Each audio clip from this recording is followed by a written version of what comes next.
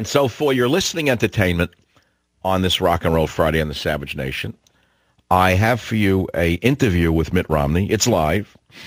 And there's an empty chair in the studio for Mr. Romney. And the reason there's an empty chair is because there's an empty chair. Mr. Romney chooses to go on shows that hate him, set him up, put him down, make him uncomfortable.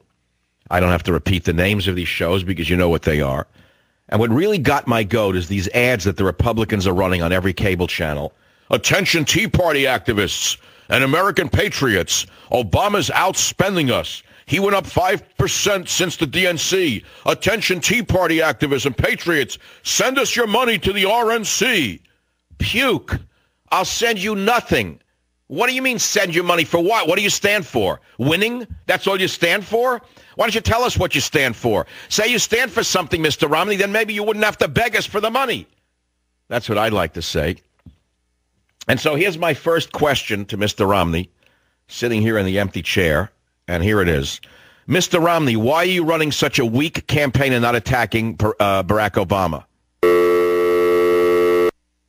Okay, I understand. That's your answer. Now, my listeners out there in the Savage Nation, if you have a question for the empty chair in which Romney is not sitting here on the Savage Nation, you can call in your question to the empty suit or the empty chair at 1-800-449-8255. We've got quite a few of them. And let's begin in Sacramento, California on KSTE. Peter, what's your question for the empty chair? Michael, 13 years ago, you made me a loyal listener with 3 words: borders, language, and culture. This retirement of the endeavor is the September 11th on our culture. And I want to know what Mitt Romney is going to do to reinstate our culture. Okay, you're asking Mitt Romney, what are you going to do to restore America's pride? Mr. Romney, any answer? Well, there's your answer. I hope that satisfies your question. Be sure to send money to the Romney campaign. Pittsburgh, Pennsylvania. Stephen, what's your question for the empty chair? Dr. Savage, I'd like to know if Romney considers Obama to be a clear and present danger to this country, making a concerted effort to dismantle the U.S., or is he just incompetent, naive, and misguided? Mr. Romney, what's your answer to that question?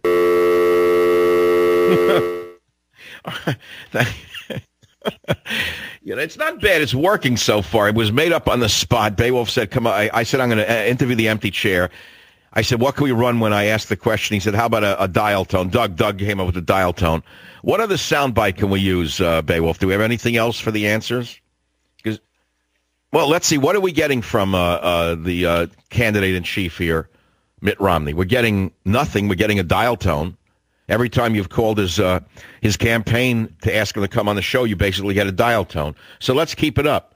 Here's another one. Pablo in Arizona. Go ahead. You're on the Savage Nation. What's your question for Mitt Romney? Yes, Governor Romney, I'm wondering why you were so strong in getting funds in saying you didn't need the 47%. There's no way you could get them. Why are you chasing them now and making yourself weak? Oh, is that a good question? He said to the rich Republicans, I don't need the 47% who are receiving government benefits, and yet he's going on their radio and television shows. Is that your question, Pablo? Yeah, I see him on Univision. He's getting booed. Why is he going there and getting weak? If you don't need him, why do you need him? Don't go after him. Stay If strong. you can't beat him, why do you... Okay, Mr. Romney, if you can't beat him, why do you need him? Good.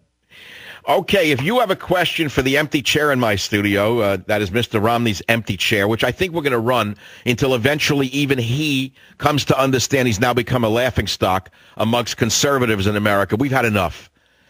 We're throwing down the gauntlet to Mitt Romney's campaign. We have had enough of your telling us to drop dead because you're going to vote for us. We're not doing it. Maybe they won't vote for you, Romney. Maybe you'll lose in a landslide, Romney, because you're not talking to the people who should be voting for you. And they're not going to vote for you if you keep this up. That's my estimation.